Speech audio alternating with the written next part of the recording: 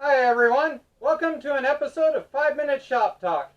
Between things we've learned and tools we've worked with, we've all got advice we can give each other. And that's exactly what this video is all about. It's so that you and I can have a comment section down below filled with advice on the topic of the video. With that being said, let's get to Shop Talk. Hi everyone, looking up a bit of info and I figured we'd do 5 Minute Shop Talk.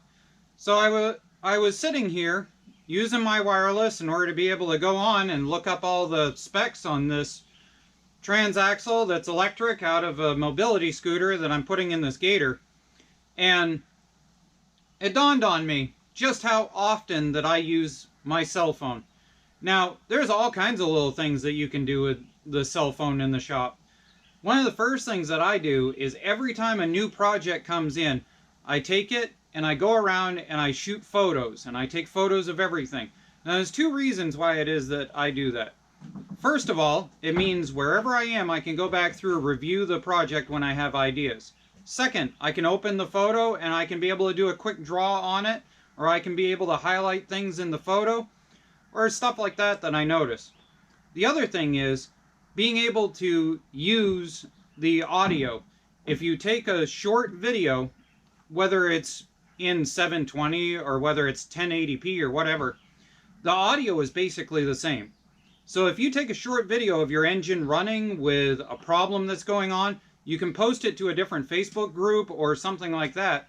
Maybe somebody that's related to what it is you're working on. And a lot of times people can help you. But while we're talking about that, the other thing is being able to use my phone as far as messaging myself. There's all kinds of ways that you can send yourself a message, because we all love our cell phones, but the fact is looking things up on a full desktop computer or on a laptop is a lot simpler. A lot of times, if you have those photos or you have that information, you can be able to email it to yourself by using your text and then putting your email address instead, depending on who you have set up. A lot of people don't realize on Facebook you can actually message your own name. So you can send a message to your own name on Facebook, upload photos to it, upload videos to it, and then from there be able to share it across into a Facebook group or download it to be able to open it up and take a look at later. The other thing that's really common, a lot of people are still finding out about, and it always amazes me, are these Bluetooth OB2 meters. Now, these things are very limited. They're usually somewhere around 20 to 30 bucks on Amazon. You can buy them on eBay, all kinds of different versions. And you can hook it up to your cell phone. There's a whole bunch of different OB2 meter software that is free. I really recommend the Torque software. I use the full professional version of Torque on all of my vehicles that I work on. But the free software will pull the codes, it'll clear the codes, and it'll be able to read everything. Now, one side note here is that a lot of these Bluetooth OB2 meters do not read your brake system. They don't read ABS faults.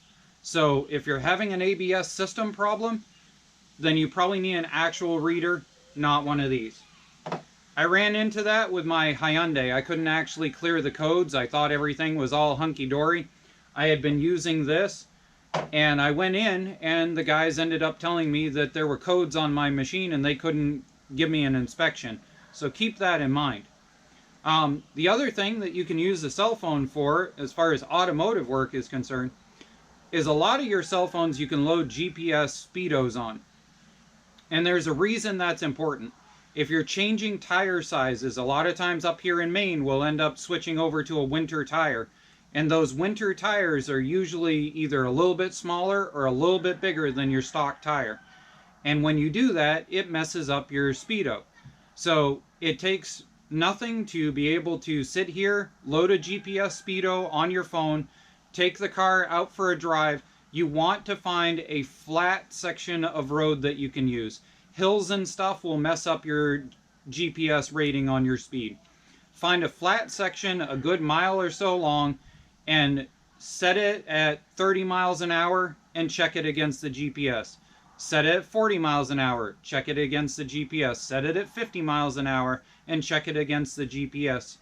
And that'll let you know whether your tires have really messed you up or whether they're only within a couple of miles per hour of what it really should be.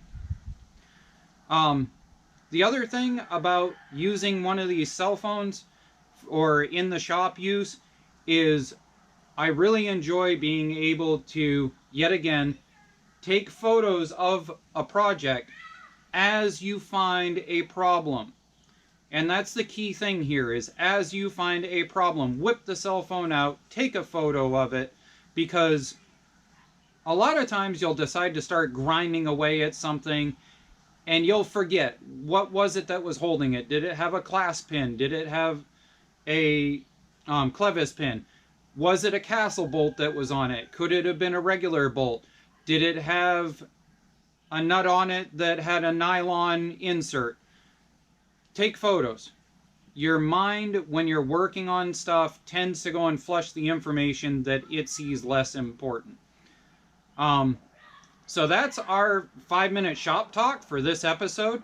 And if there's things that you use your cell phone for that you think are an awesome idea that other people can use, comment down below. If something I said triggered a memory, triggered a good time that happened, triggered a time that your cell phone managed to go and save you, write us down a comment down below so that we can read the stories and learn from you. That's what 5-minute shop talk is for. Thanks everybody, and we'll see you on the next episode of 5-minute shop talk.